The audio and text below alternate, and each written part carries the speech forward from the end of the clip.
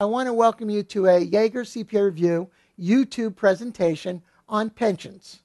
Now, this presentation is due to the fact that on our message board on our website, I got two questions on pensions, which are easier to show you using a board. So I decided to put it on YouTube, which will actually be put on the message board next to the question. And it deals, once again, I said, with pensions. So let's turn to page 427. And we'll do multiple choice number 19 and 20. And this deals with Hall Company, who has a defined benefit pension plan at December 31st, 2010. They have an unfunded projected benefit obligation of $25,000. They have an unrecognized prior service cost of $12,000. And their net periodic pension cost is $8,000.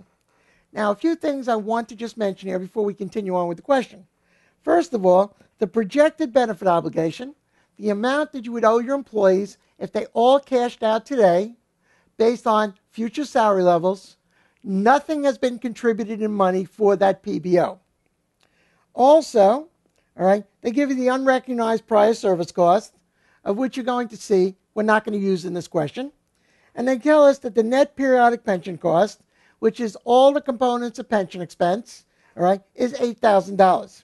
They also tell us that Hall, the employer, made no contributions to the pension plan during 2010.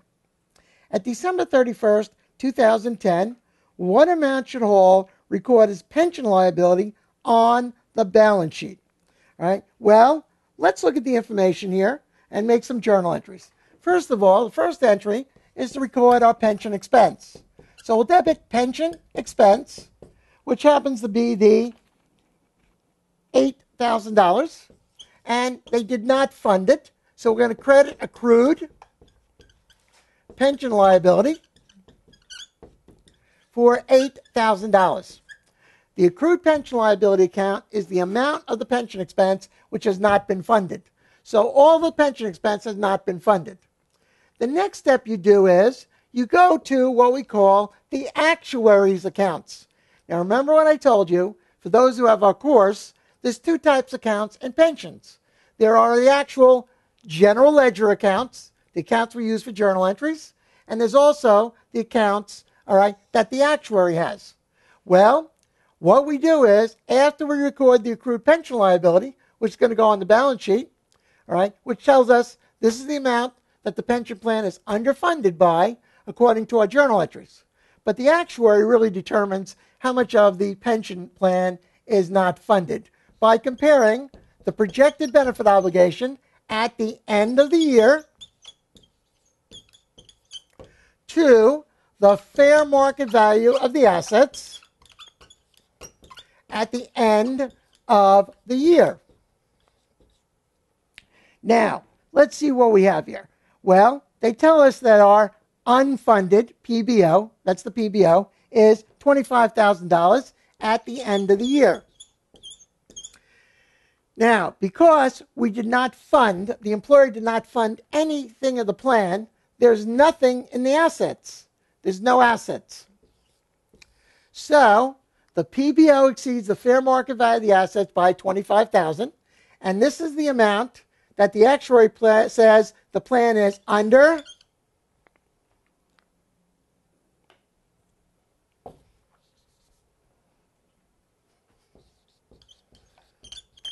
funded by, and that is $25,000. $25,000. Now, please remember this. Whatever the actuary says that the plan is underfunded by, that's the amount that should be in the balance sheet for, the pension liability. So please remember this. Whatever the PBO is, in other words, whatever the amount is underfunded at the end of the year. So the amount that's underfunded at the end of 12/31, and I think it is 2010, this is the amount that should be the accrued pension liability on the balance sheet. Now, why is that? Because what we have to do is we have to bring our accrued pension liability up to what the actuary says the plan is underfunded by, and the difference is $17,000. So what we're going to do is, on our books, we're going to we're going to credit accrued pension liability for $17,000, 25 to 8, 17, or in other words, 8 to 25, 17, and we'll debit other comprehensive income for $17,000. Now, don't worry about here. Remember, you have to show the other comprehensive income net of tax. And this OCI 17 is not net of tax. But we're not going to worry about that because what they're asking for is, what's the balance that's in the accrued pension liability? Well, all right, we have $8,000 from the original entry, and we had another 17, so our total is $25,000. Now, if you don't want to go through the journal entries because it's a multiple choice, what you do is this. You look at the ending PBO, compare it to the fair market value of the assets. If the ending PBO exceeds the fair market value of the assets, that's the plan is underfunded. And whatever that dollar amount the plan is underfunded by is equal to our accrued pension liability. So the answer there is $25,000. Now, number 20 says, in its December 31st statement of stockholders' equity, what amount should Hall report as accumulated other comprehensive income, all right, for pension liabilities before any tax effect? All right, now, they want to know what goes into accumulated other comprehensive income net of tax effect.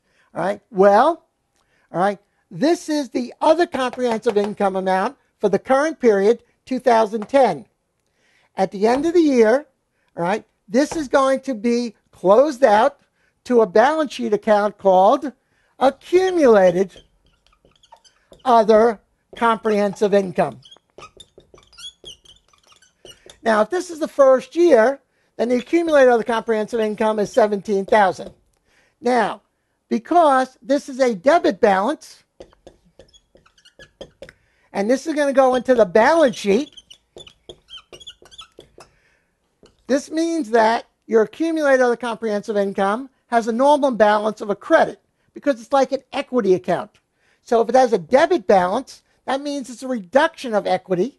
All right. So what we're going to do is this. Every time we have a debit or credit to other comprehensive income, all right, we're going to go to the balance on the balance sheet for the accumulated other comprehensive income and either increase it or decrease it. Well, if this is the first year, all right, then this is the other comprehensive income for 2010. This is the accumulated other comprehensive income in the balance sheet also at the end of 2010. All right. Now, one other thing they say here is that, all right, before the tax effect, all right, normally you're going to have to do an entry to take the tax effect out of this. But they're saying, what is the amount before the tax effect? So this is the accumulated comprehensive income before you take out the tax effect, and that is $17,000. Now, I want to go back to the question that I got, and it says here, I understand why the $17,000, as explained on the video, would show as other comprehensive income. So the person understood that. However, there's $12,000 of unrecognized prior service costs in the question. Let's go to the question. All right. It says there's unrecognized prior service costs of $12,000. The unamortized portion of the service costs are shown in other comprehensive income. So why would the $12,000 be added to 17? And the answer is this. You don't put the unrecognized prior service cost, and it has nothing to do with other comprehensive income. It has nothing to do with other comprehensive income. The amount of other comprehensive income is what? The increase over the accrued pension liability that we set up for the journal entry over to what the actuary says it should be what? Underfunded by. So we got to increase the liability by $17,000. That's the amount that increases the liability. And because you're setting up an increased liability, that's a decrease in equity. So we debit other comprehensive income, which will decrease the equity. All right? So please remember this. Whoever wrote me this email, all right, the unrecognized prior service cost has nothing to do with the other comprehensive income. These are the journal entries that you must know for pension expense. Now, it says here, I got from the video, and the book that pension liability at the end of the period is equal to the ending PBO minus the fair market value of the assets. So what the person is saying is, I got from the video and the book that the pension liability at the end of the period is equal to the PBO minus the fair market value of the assets. Well, that's correct.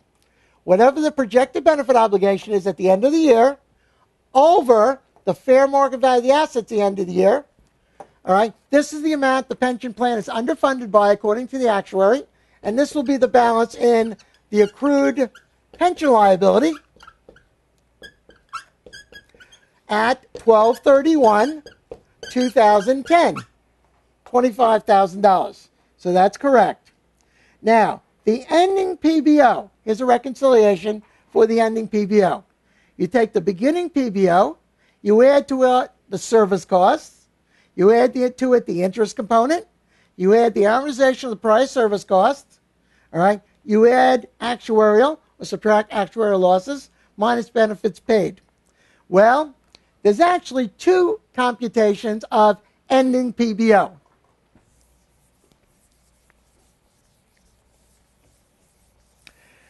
Now, one of the footnotes that you have for pensions, defined benefit pension plans, is reconciliation of the projected benefit obligation. In fact, all right, if you go to page, I think it's 416. Let's go to page 416 in the book. All right, 416. It says on the top, disclosures for pension plans. All right, 6A, subpoint number 1. One of the disclosures is a reconciliation schedule of the benefit obligation showing the components separately. Now, when you actually do a reconciliation going from the beginning PBO to the ending PBO, all right, you actually include different things from the ending PBO that's used for the calculation of the pension expense. I'll show you that in a second. But, all right, let's go to the reconciliation, all right, which is on page, let me get this. I got 415. Go to the bottom page 415. All right, now on the bottom page 415, ladies and gentlemen, this is the reconciliation of the projected benefit obligation from the beginning to the end of the year, all right, for the footnote only. The footnote only. All right, so for the footnote, you're going to start off with the beginning projected benefit obligation. You're going to add the components of pension cost. You'll add service cost. You'll add the interest cost. All right, generally you'll add the amortization of the prior service cost. All right, you'll add or subtract actuarial gains and losses, which are changes in actuarial underlying assumptions, and you'll subtract the benefits paid. And it says end of year PBO. Now, that's the end of year PBO, all right, that's used in the footnote. However, we have another computation of PBO, and I want you to turn to one of the task-based simulations. And that is on page 437.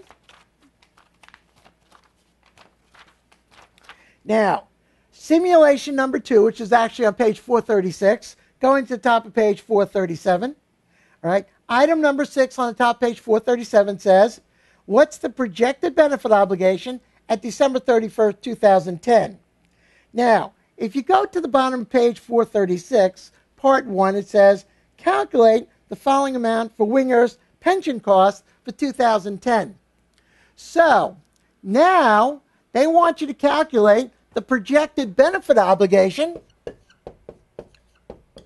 that you use to compare it to the fair market value of the net assets. And if the PBO, the ending PBO, exceeds the fair market value of net assets, all right, that's the amount that it's underfunded by. So, to calculate the underfunded amount of the pension expense, all right, you have to get the ending PBO.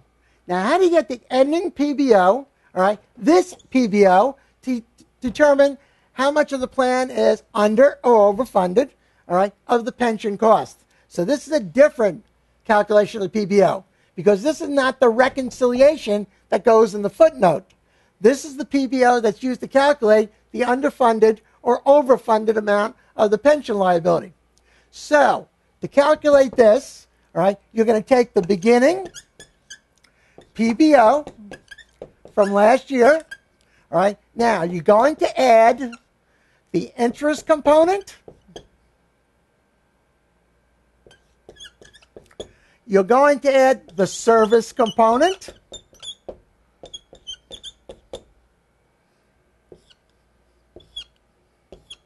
Subtotal it, and you're going to subtract the benefits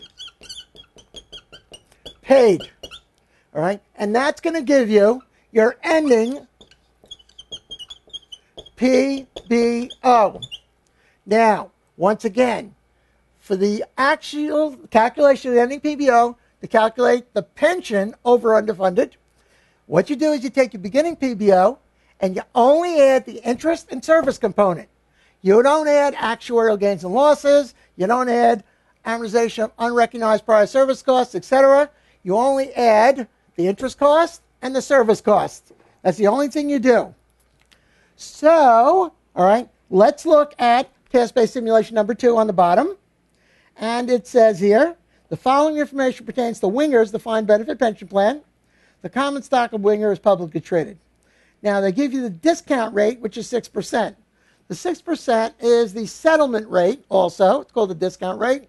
But that's the rate that the actuary used to calculate the beginning projected benefit obligation, all right, which is actually the present value of all benefit obligations to your employees. So that's what they use to get the beginning PBO, which means the amount you'd have to pay your employees if they all cashed out at the beginning of the year.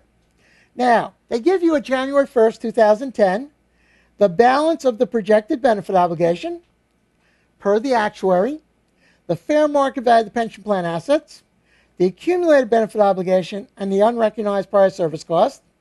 And then they give you a question mark, right? Because you're going to have to calculate the ending projected benefit obligation. And they give the fair market value of the plan assets at the end of the period.